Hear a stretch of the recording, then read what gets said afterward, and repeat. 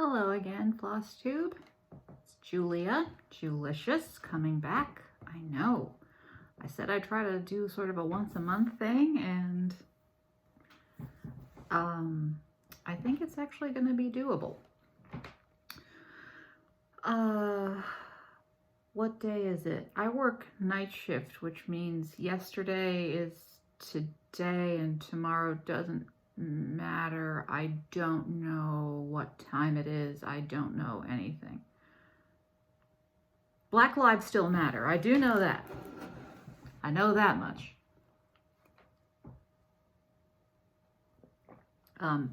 I saw a tiny uptick in subscribers after my last video. And so I thought I needed to just put it right out there again, what kind of channel this is. So folks who don't like anti-racism work can kind of just quietly leave. I'm pretty sure the uptick has a lot to do with Abby of Abby Bella Stitch giving me a shout out on Instagram when my last video dropped. So I'm assuming if you like Abby, you're not going to be offended by me saying that Black Lives Matter and that trans people are valid and deserve your respect.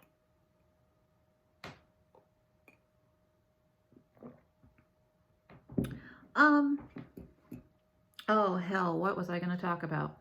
I was going to give you a quick cross-stitching update. Still no knitting to speak of. I need to find something to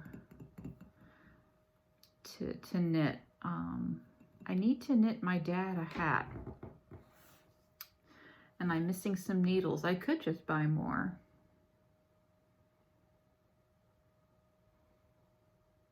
But that doesn't solve the mystery of where my 4mm needles are. Does not solve that mystery. So WIPGO for January kind of wrapped up.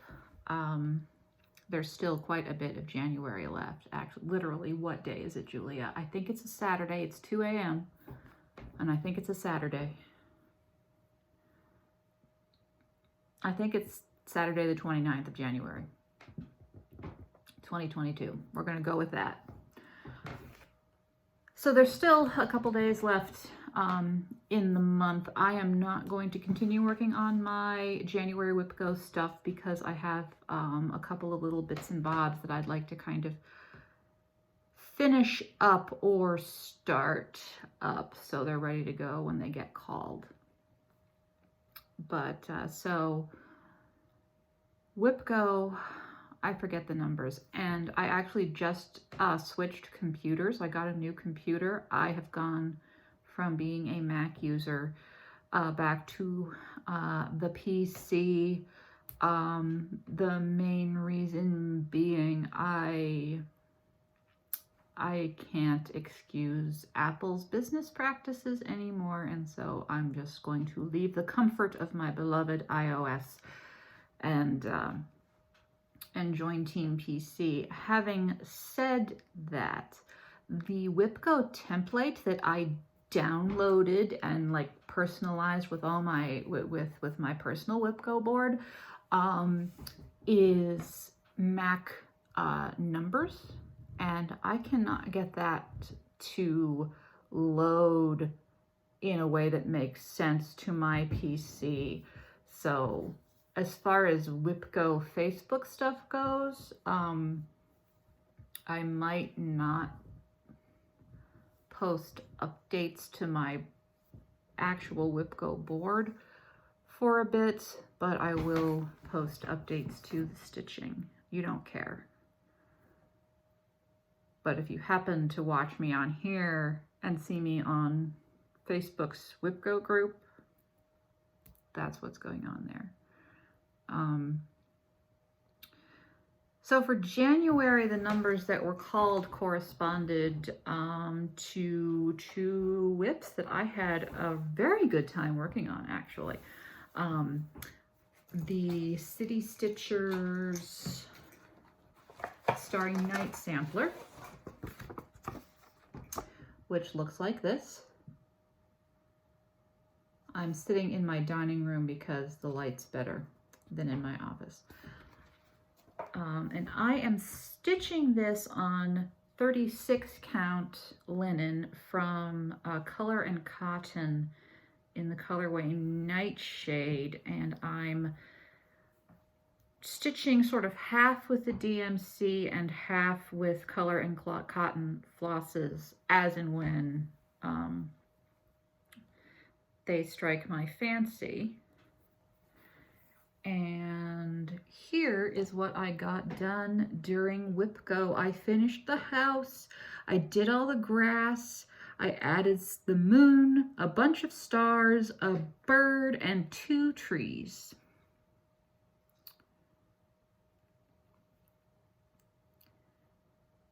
I really need to get around to charting the name in the middle section. I, inspired by Olivia B., am turning this into a tribute piece to astronomer, philosopher, all-around great guy, Carl Sagan.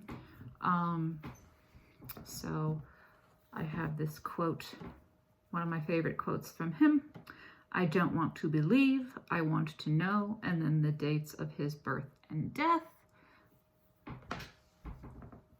And then I'm just going to have his name in there. It will fit, I just need to chart it. And I'm at a point in my life right now where with my hobby free time, I would much rather stitch than think. That is not true. I would much rather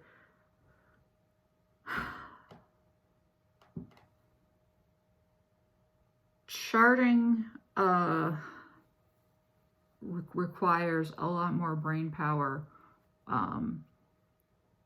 than I want to put into right this second.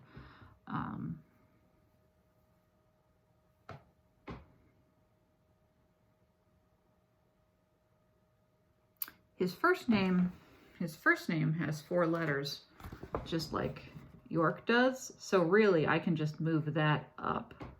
Sagan has 1 less letter than Eleanor, so that's going to be the annoying bit.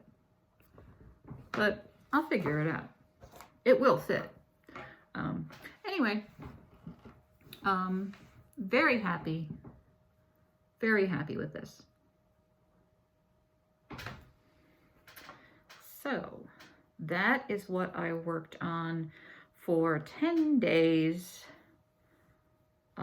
non-consecutive, because work. I have no personal time on days that I work, or what little personal time I do have, I spend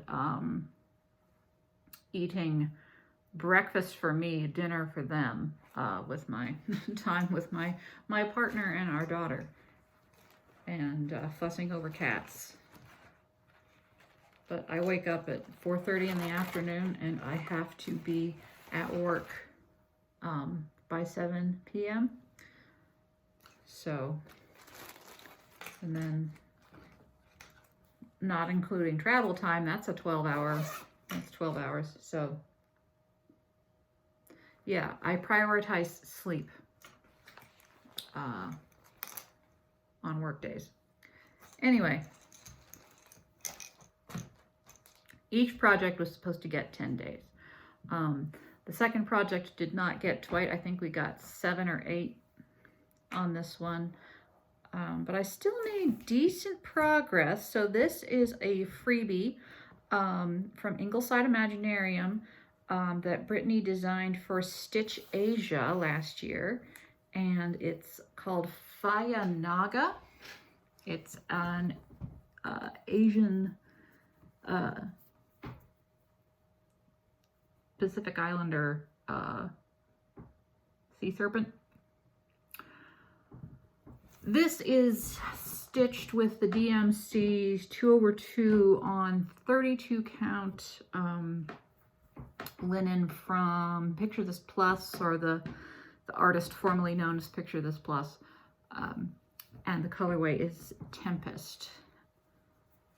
And it's really hard to see. There's a lot of back stitching on this, but you can't get away with not back stitching. I don't have a problem with back stitching. I know some folks really don't care for it.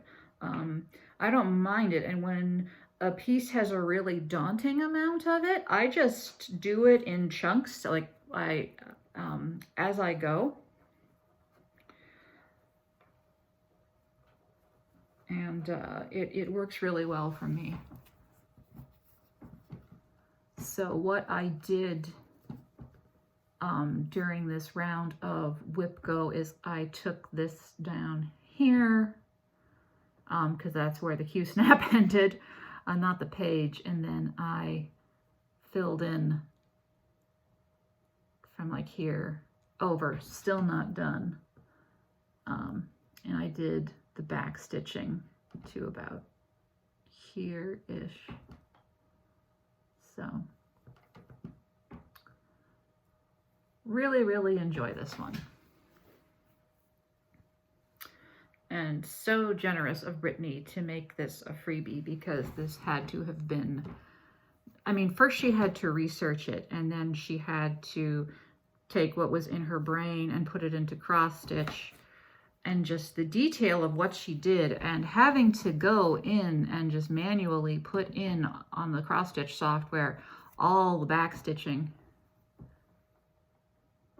even just in the face. Like, I am so grateful that she has this available for free, because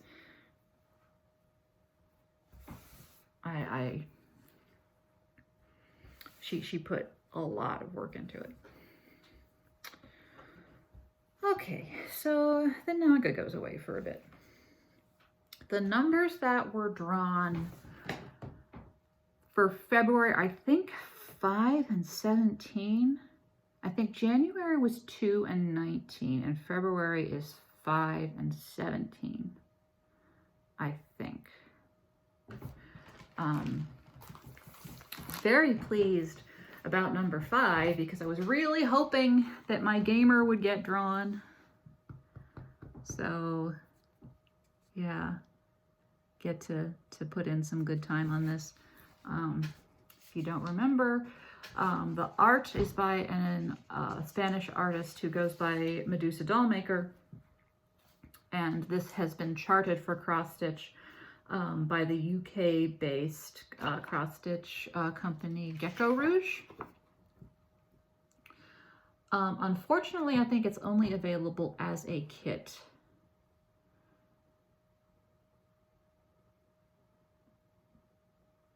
And I am stitching this for my partner Josh, because he is worth it.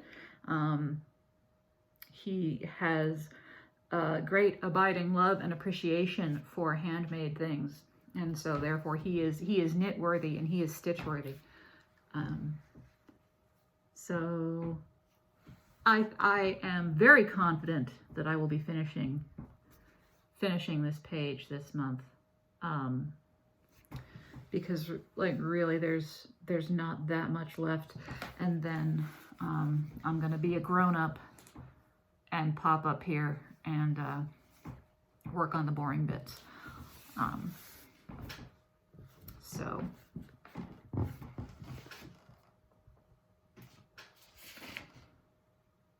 yeah, there are only 3 more pages over here. So if I could get the top row done this year, or come very close to it, that would make me happy. And this piece is on my Whip Go board 4 times, so we will see how successful I am. But I'm looking forward to it. So I'm going to pull that out for the first half of the month, because the second half of the month is going to be Dracula's Confession by Lindy Stitches. And I have to wait for some floss that I just ordered from Fire Poppies to come in the mail. I didn't have the dinky dies for the bat, and the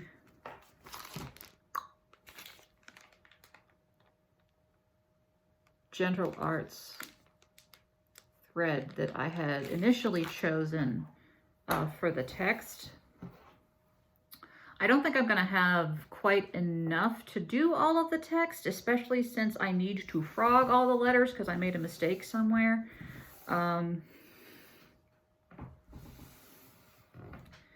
So yeah, that stinks.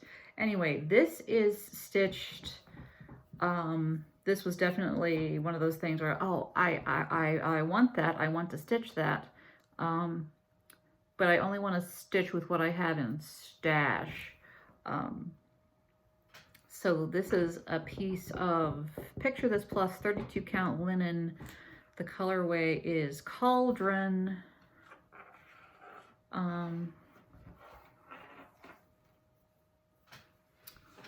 Some called for threads, some not.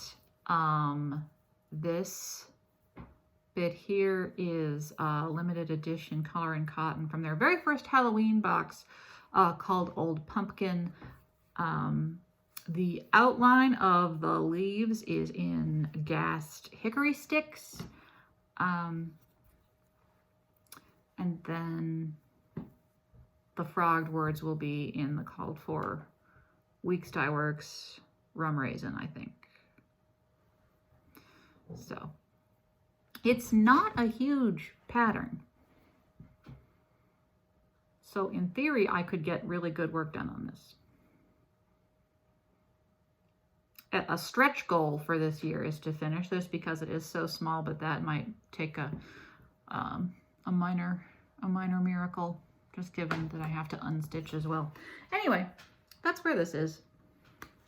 It will be fun either way. It'll be a good time.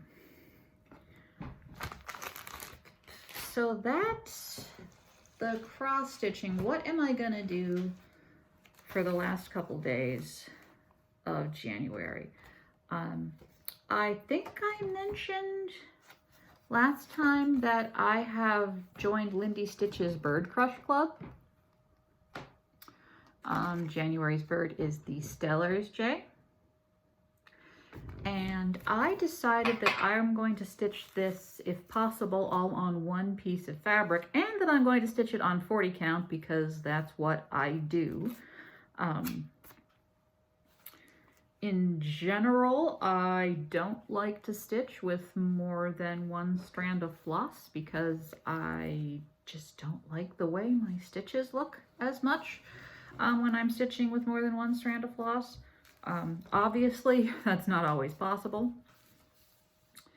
So I've got a giant piece, it's all rolled up, a giant piece of 40 count linen from XJU Designs in the colorway Lamb's Wool. It's very light, and I'm kind of worried about lighter colors for birds later on in the series showing up. But that is future Julia's problem. This is where I am right now on my Stellar's Jay.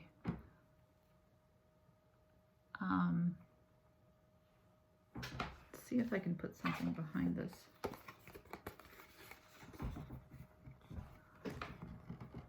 He looks kind of grumpy because back stitching on 40 count when you've already stitched the stuff behind it, his eye, he looks a little salty about something, but that's okay because I like grumpy little birds.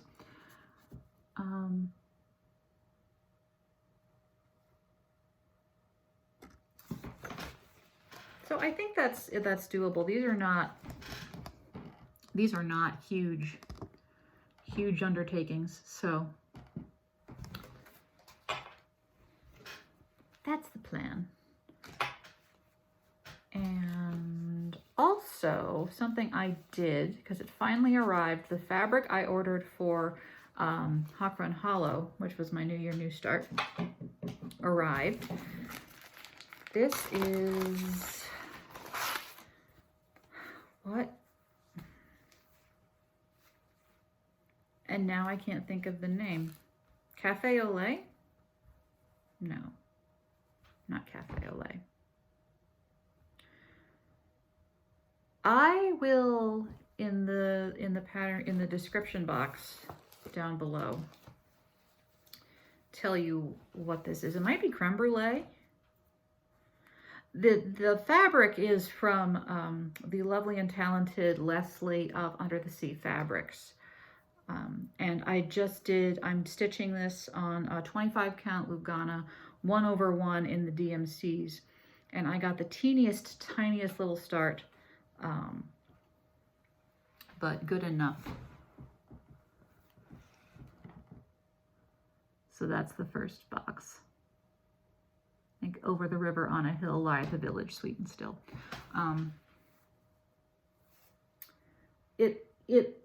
It's a nice neutral with just enough modeling and fun colors to be interesting to stitch on, but it's not going to detract from the busyness of the pattern. So that is a proper start, and it can go in the Whipco pile or whenever I feel like stitching on it, since it's my new start this year.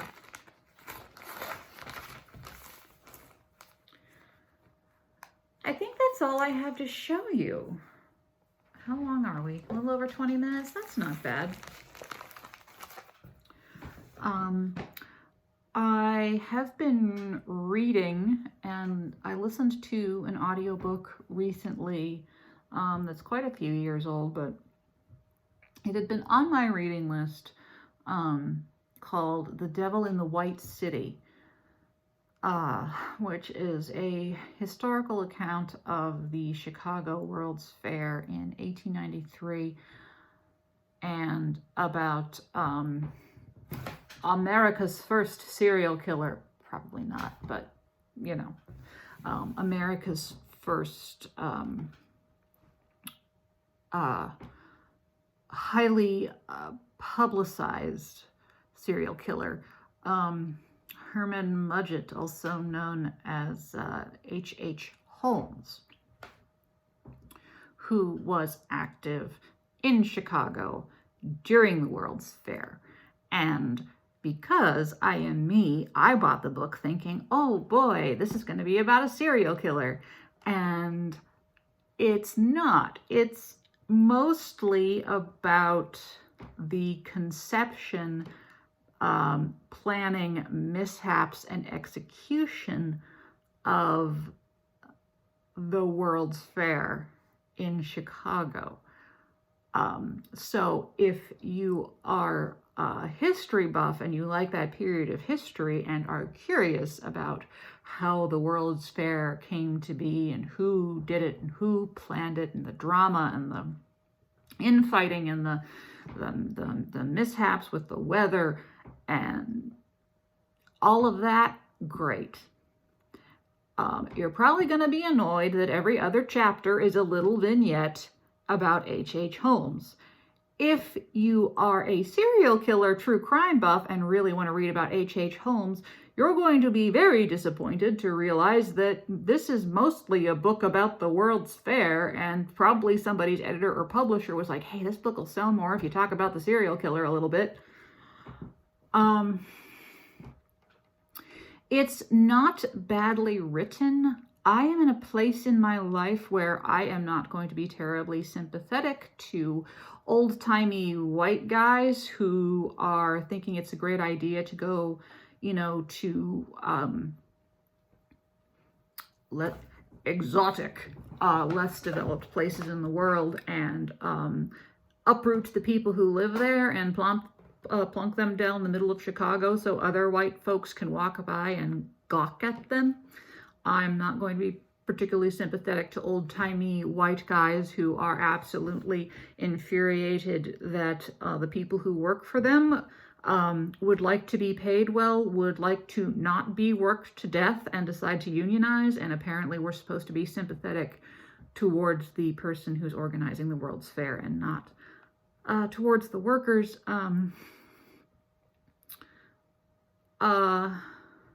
Yeah. Not many folks were likable, in my opinion. Although I did find myself feeling for the landscape architect, just because he was having a hard time. Because apparently back then landscape architecture was not really considered a real art in the same way that architecture and design were. So like 3 out of 5 stars. I didn't hate it. I was just disappointed because it's not clear what kind of story you're going to get just by, you know, reading the blurb on the inside cover. So yeah, maybe read it if you think that's interesting. I kind of feel like the author really, like the author's heart was in telling the story of the World's Fair and really just doing cursory research to talk about H.H. Holmes just because someone told him that the book would sell better and be more successful if he did that. So, yeah. I am currently in the middle of reading, late to the party again, a collection of stories called Lovecraft Country by Matt Ruff. And it was a surprise to me that it's actually a collection of stories and not one novel. I like that they're a collection of stories. I mean, it's the same characters, or the same overarching cast. Each story, you know, there are different protagonists, shall we say, or main characters. But it's nice for, you don't have to I mean, you certainly can pick it up and sit down and read it straight through. But it's nice that you don't have to. So it is kind of, it's taking the genius that was H.P. Lovecraft's imagination in terms of what is scary, while also shining a light on and calling out H.P. Lovecraft's horrific racism. Like, H.P. Lovecraft was so racist that, like, racists were like, dude, you need to slow down a little bit. So I like that. I like that all of the good guys are, and good girls, gals, all of our heroes are Black, and I like them all. Well, Atticus's dad is a little bit of a hothead and hard-headed, but he also kind of reminds me of my grandfather in that way. So it's fun if you like creepy stuff, and you're, as a white person, you're not afraid to be the bad guy in the story, or to assume that someone who looks like you is going to be the bad guy unless proven otherwise. It's great fun. And I wanted to read this before I saw the miniseries, which I think Netflix did. I don't remember. I think it was Netflix. I have not seen that yet, but in general, if I know that a piece of media was a book or a short story before it was a movie or a miniseries or a TV show, I'm going to read it first, because that's me. Anyway, that is what is going on in my world. It is snowing in Philadelphia. It is not snowing nearly as violently as it is snowing points north of Philadelphia. So if you live in northeastern Pennsylvania or New York or New England, may the odds be ever in your favor. All right, folks, I will catch you in the next one. Take care, be kind, wear a mask. The vaccine will not hurt you. And I hope you're well, and I'll see you next time.